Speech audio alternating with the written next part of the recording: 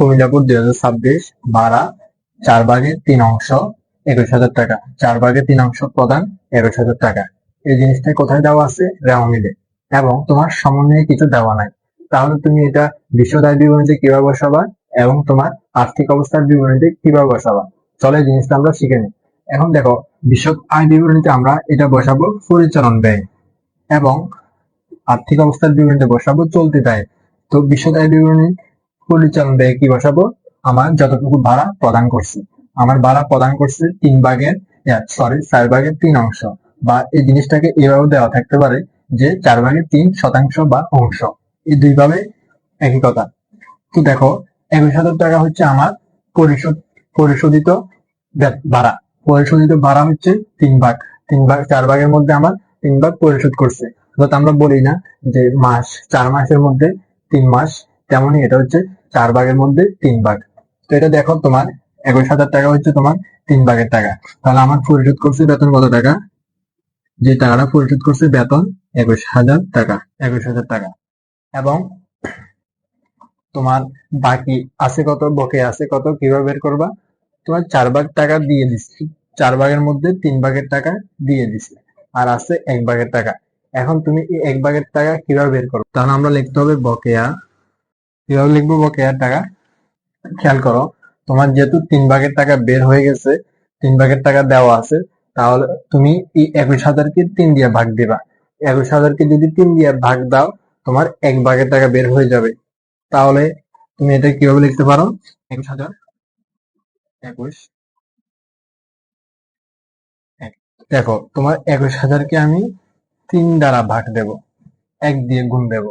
মানে হলো, তোমার 3 দ্বারা ভাগ দিলে তোমার 1 ভাগের টাকা বের হয়ে যাবে। যে কোনো কিছুকে যদি হয় 12 মাসের টাকা, 12 মাসের বেতন, তাহলে ওই টাকা দিয়ে 12 মাস দিয়ে ভাগ দিলে 12 দিয়ে ভাগ দিলে 1 মাসের টাকা বের হবে। তেমনি এখানে তোমার যেহেতু 3 ভাগের টাকা দেওয়া আছে, তাই 21,000-কে আমি কত দ্বারা ভাগ দেব? 3 দ্বারা ভাগ দেব। এখন যে টাকাটা পাইছি ওইটাই মূলত 1 ভাগের টাকা। এখন আমার আর বাকি আছে কয় ভাগের? 1 ভাগের। তো আমি 1 ভাগ 1 দিয়ে গুণ দেব। এখানে একটু খেয়াল করো,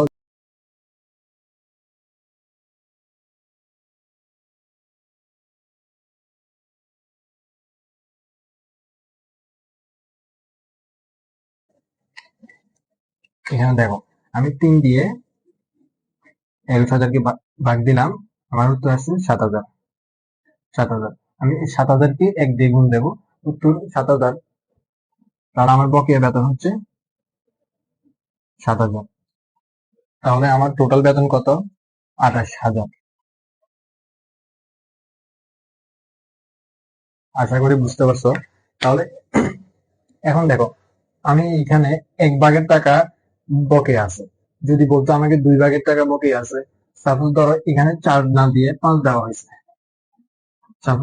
সাপোজ ধরো তোমার এখানে 5 দেওয়া আছে, তার মানে ধরো এখানে তোমার জন্য 5 দেওয়া আছে, তার মানে তোমাকে আরো 2 ভাগের টাকা বের করতে হবে। যদি 2 ভাগের টাকা বের করতে হয়, তাহলে এখানে তুমি কি করতা? 3 দিয়ে ভাগ, 2 দিয়ে গুণ, 3 দিয়ে ভাগ, 2 দিয়ে গুণ। এখানে আমি কি করতাম? 3 দিয়ে ভাগ করতাম, 2 দিয়ে গুণ করতাম। 21,000-কে 3 দিয়ে ভাগ দিতাম, 2 দিয়ে গুণ দিতাম। এই কাজটা হচ্ছে এটাই। এখন আমরা এটা আর্থিক অবস্থার বিবরণীতে কিভাবে বসাবো? আমাদের চলতি দায় কোনটা? আমাদের চলতি দায় বকেয়া বেতন। আমরা যখন আমাদের বেতন যখন বকেয়া থাকে, তখন এটা আমাদের জন্য একটা দায় সৃষ্টি হয়। কোন ধরনের দায়? চলতি দায়। এটা আমরা আর্থিক অবস্থার বিবরণীর চলতি দায়ে বসাবো শুধু বকেয়া বেতন। আমাদের বকেয়া বেতন কত টাকা ছিল? 7,000 টাকা। তো আশা করি তোমরা এই জিনিসটা বুঝতে পারছো, তোমাদের এই কাজটা। তো যদি বুঝে না থাকো, অবশ্যই কমেন্টে জানাবা।